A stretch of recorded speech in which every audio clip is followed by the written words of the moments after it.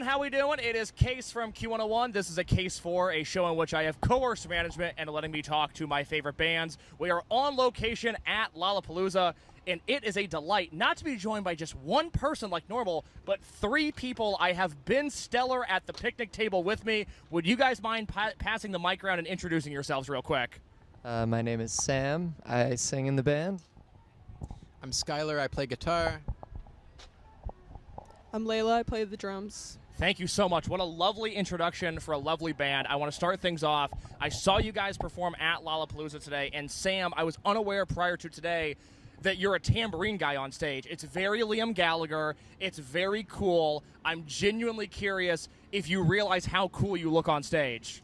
Up until a few seconds ago, no. Wow. Yeah, you kind of rock it because you do the tambourine on the arm, which is cool. That's not Liam. But you've also, I'm curious if you guys, because I'm not a musician, I have no talent other than what I'm doing now, which is borderline talent at best. But you're in a surfing position when you're singing. You got one foot in front of the other. You're in an athletic stance. It looks awesome. It's kind of Henry Rollins of you, dare I say. I am. Are you guys at all aware when you're on stage, like, oh, I got to do this cool thing because there's a camera in my face and I better deliver on the goods right now? Well, yeah. I mean, once I saw that there was a camera crew, the first thought I had was I got to go Grom with this. And so I struck up the surfing position. It looked badass. It was fantastic. No, thank you. No, I'm not. I mean, like, as far as like stage presence, you kind of you go through phases, and so I think like I mean, like you take a while to kind of figure out exactly what it is that you're doing, and you go through periods of impressions and whatnot. But I'd say for the past year or two, I've kind of stumbled into whatever it is that I do. So whether it's Henry Rollins surfing or Liam Gallagher with his whatever, it is what it is, so yeah. How do we, in the band, how do we feel? I know we play instruments. The drums sounded magnificent today, perfectly mixed in the live set. Are we at all aware of, like, damn, I got to look badass. I am in a cool rock band after all? I mean, it's never like a conscious thing about like looking cool. I think it's more so just like selling yourself to the music that you're doing. And I think when you're really believing what you're doing, you kind of just naturally sort of, do your thing, more or less. I think it's like the same thing like when you watch like a symphony or whatever, and it's like violinists are like doing, it like seems like it could be like contrived or like it's the thing you have to do, but if you really like are losing yourself in it, that's the way it is. And wonderful. Yeah. Wonderful, absolutely. For the drums, you've got big, heavy equipment in front of you, Yes. but it sounds awesome. That's got to count for something, right? Yeah, I'm glad that it sounds good. I am too. I don't know. I feel like I just kind of do my thing, I guess. Feel the moment. There was a camera today though, so I gave the camera a little smile. I was gonna say like, "Hi, Mom," but that was too much. I was like, let me not mess up. But yeah. Let's talk about the band and the sort of, I don't want to say precarious, but the odd position you guys exist in. I'm curious at all if it's frustrating being a band that has already been canonized, being a band from New York, playing the sound that you do. It feels like a lot of people have stuff to say about you that is unrelated to your actual band. Is that at all frustrating, feeling like the press clippings are written before anything about you is actually done? Yeah, that's a little frustrating. I think like for when like the average like non-music industry person like makes a comparison, that's one thing because that's how humans work, and that's how you understand something. It's like, oh, this sort of feels like this or like that. But I do think it's annoying that it's hard not to say this without sounding like a fucking Bob Dylan like impersonator of like. I would love to hear this. Yeah, the press man, like screw whatever. But it is annoying because. And you learn to just live with it because it is what it is. But the press just like launches out, like calling you what they think you are, and for the sake of clicks. And so like we got, I guess, like kind of grouped into like other stuff that's going on in New York right now, and we are so not affiliated with that. And yeah, even like genre names and stuff. But again, I guess it's not worth getting too like. You can't like get too pissed off over it because it just is what it is, and that's like the way that like media has always worked. So it's fine. Yeah, and the one thing I'll add is I think that's the thing that's surprising is when like people are like, they like, you know, we emerged out of based on these like influences or like early 2000s music or whatever, because like we've always been doing the same thing. We've been like a band for like 7 years, and we've always more or less had like the same vision in mind. So it's really funny where it's like, oh, it's like a reaction to like the 20-year cycle of indie rock music or whatever, because it's not. It really isn't. It's just like what we do, you know. I like it. I like what you guys do. Can I ask real quick, everybody at the table, how old are you guys, if it's okay with me asking? Yeah, that's fine. I'm 25. Okay. We're all 25. I'm 25 too. Man, I always get that mixed up. It's always 25 or 24. I always want to say 24. I don't think I'm ready yet. I'm 24. No, Brett hasn't calcified. Nah, I'm 25. Okay, so we're all 25 here. So can I throw a theory at you guys that you guys can then respond to? Yeah. So It depends what it is, but sure. So I have this theory on banks, right? No. So we're living in Brat Summer, which is not my thing. I'm not necessarily into... It's not for you, though. Thank you. I completely agree. Kind of what I'm getting at. It's for guys like me. No. So I get the impression that most people our age are not concerned with legacy at the moment, because you guys are 25 and I'm 25, and I think about the bands that I listened to when I was in high school. Like I was really into like modern baseball and some post-hardcore stuff, like Run for Cover Records type stuff. Yeah. All of those bands were younger than we are now. Now that we're sitting here, when they were making, when they were in their prime, let's say, when they were making music, do you guys feel like you have contemporaries of age, or are you guys sort of all alone? Because I think you guys are doing a sort of tried and true indie rock thing that I'm not necessarily hearing a lot of, but maybe my ears just aren't in the right places. Yeah, it's an interesting thing. I don't know. I mean, I don't think there's just I guess I don't really think about it in terms of age necessarily. I don't think there's really many people doing exactly what we're doing regardless of the age. Mm-hmm. I mean, I think there's people doing music. I don't know. There's people doing music, cool music across any age. But like, it's an interesting pocket of time because we really like when we graduated school, the pandemic happened, and it was like a year between like kind of like bridged our like early adulthood to like our proper adulthood now.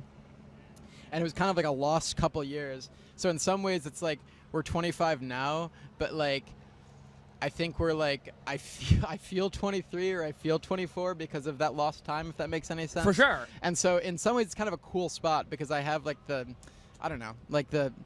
knowledge of a 25-year-old, but I really still have like the passion and aggression of a 23-year-old. I don't know, man. Dude, to be honest with you, I really don't think it matters. Like there's so many bands. Like one of our favorite bands, this band Just Mustard from Ireland. They're all like in their 30s or whatever, but like their music is so exciting and intentional that when you look at them, you don't even think about it. So I never actually think about it. Yeah, good. To be honest with Good. You. Yeah. I guess I mentioned that because the new record is so good. It'll be in my top 10 this year. It might be in my top 5 this year. It might be in my top 3 this year. Hey, the way things are going. I'll say it. Right. We're into August at this point, baby. Those lists are getting formulated. Those are fighting words. It's excellent. But the record is like, it's not ironic. It doesn't feel tongue-in-cheek. It feels like you guys went out to make a great record, and I think you guys accomplished that. I don't know if everybody's doing that, though, and I think you guys really hit on something. Yeah, I think I don't know, man. Yeah, we're as like a music consumer personally, I'm really tired of the lack of sincerity. Yes. And I think it's like, you know, I think all the records that I really love, I don't know, man. There's no pastiche that's being like trying to be covered, or like, especially like in New York where like nothing can actually be sincere. It's like, oh, it kind of sounds like it's like a 303 like reference or like stuff like that. It just like that just fully does not click with me.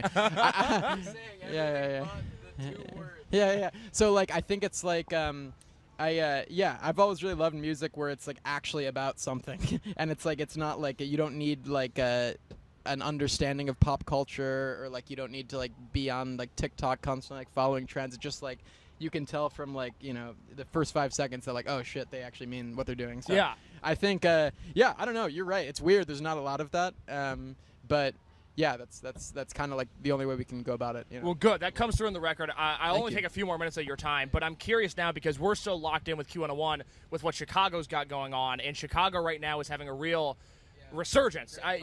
Freako, Bridget Calls Me Baby, Sincere Engineer, Beachbody. There's a million bands here. Lifeguard is sick. I saw them open for Fiddlehead last year. It was really enjoyable. Those are the coolest bands right Yes. now. Freako and Lifeguard and Horse Girl. That's so sick. Horse Girl's good too. I forgot to mention Horse Girl. I apologize. What's going on in New York right now? Because it doesn't seem like you guys are maybe super hot on it, but I don't know, living in Chicago, what the vibe is there. Catcher. It's my favorite band. Okay, shout out Catcher. Yeah, I think it's there's not a lot of.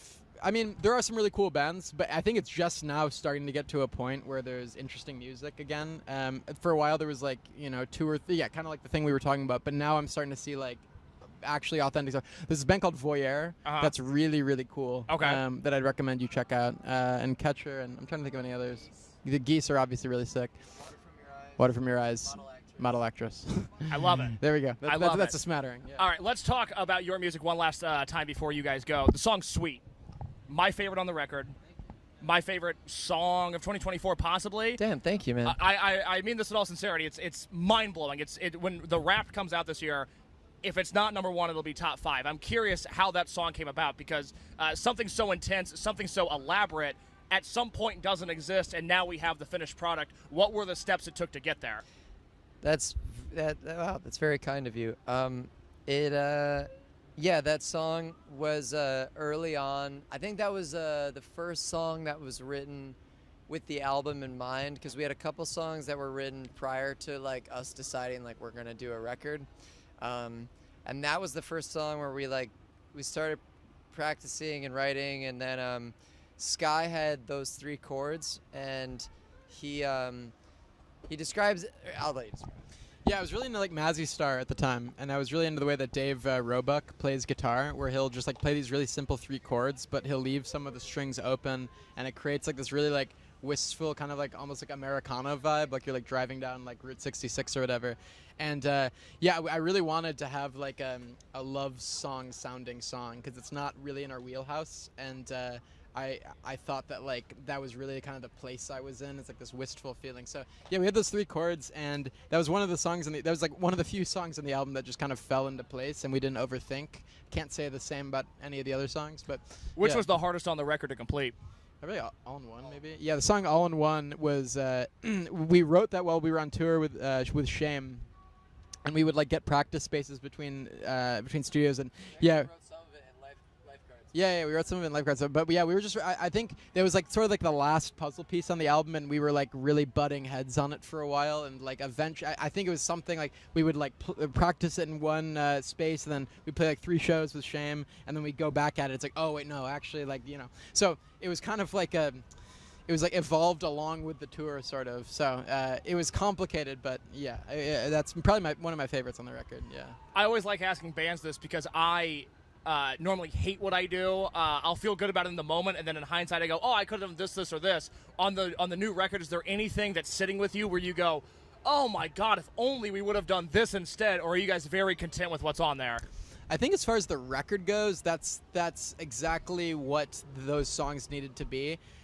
So I don't listen to like specific songs. However, I listen to the album as a whole, and it's like we can do so much better. It's like I don't really identify like with a lot of the feelings. It was like a year ago, so we've all changed. So and you feel like a 23-year-old now. So by the next record, you'll be feeling 25. You'll be 27. It's the cycle of life, baby.